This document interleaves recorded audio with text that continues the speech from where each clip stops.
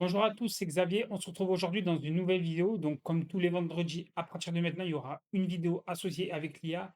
Et la première vidéo de cette série, ça sera comment réaliser un site one page avec l'IA, avec WordPress de manière très simple et très facile. Donc, on se retrouve sur notre tableau de bord WordPress. Donc là, il y a le tableau de bord comme d'habitude, hein. Si vous avez un site WordPress, c'est comme ça que ça fonctionne. Vous allez dans page, toutes les pages.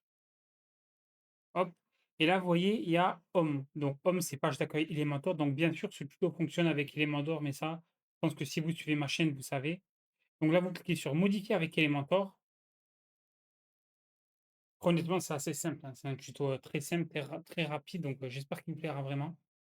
Donc là, ça charge un peu, ça met un peu de temps avec la connexion Internet dans la pièce où je suis, c'est un peu compliqué. Donc là, vous voyez, vous avez en haut réglage de la page. Et là, vous cliquez bien sûr Canvas Elementor. Ça va vous enlever le menu du haut et le menu du bas. Donc, c'est vraiment très bien. Donc là, ça charge, ça va recharger, hop. Voilà, donc là, vous cliquez bien sur publier. Ensuite, vous voyez, vous avez les petits conteneurs qu'on appelle ça sur WordPress, donc il y a la petite croix, donc vous les supprimez tous. Hop, hop, mais vraiment tous, hein, tous ceux de la page. Hop, vous cliquez sur publier. Ensuite, là, vous cliquez sur plus. Là, ou sinon, sur le côté, vous mettez HTML, vous le mettez là, hop. Et donc là, il y aura le prompt, donc ce que vous tapez vous sur les IA, donc à savoir que Studio, ça marche sur Claude, sur Gemini, sur ChatGPT. Moi, dans ce tuto, je suis sur ChatGPT comme c'est le plus connu. Donc là, vous prenez ce prompt que moi, je vais vous mettre en commentaire. Donc c'est un texte à trous, hein. Vous écrirez le nom de votre entreprise, votre numéro de téléphone, vos services, et cetera.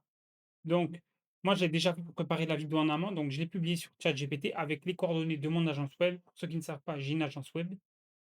Donc, je le prends, je le copie-colle, hop. Donc là, je l'ai copié, hop. Ensuite, là, dans HTML, je fais, hop, je copie le code. Donc, ça met un peu de temps généralement. Là, vous voyez, ça me l'a mis, hop. Donc là, vous voyez, ça m'a mis tout mon site internet que l'IA me l'a fait. Vous voyez, donc c'est vraiment pas mal. Juste après, vous cliquez sur les 6 petits points là. Vous allez, largeur du contenu, vous tapez sur pleine largeur et hop, ça va prendre toute la place de la largeur de la page. Donc là, c'est vraiment bien. Donc ensuite, on va aller sur la page. Hop. Et donc là, vous voyez, si je clique sur «À propos», ça va mettre dans «À propos». Bon, ça, c'est une extension, après, ça s'en fiche.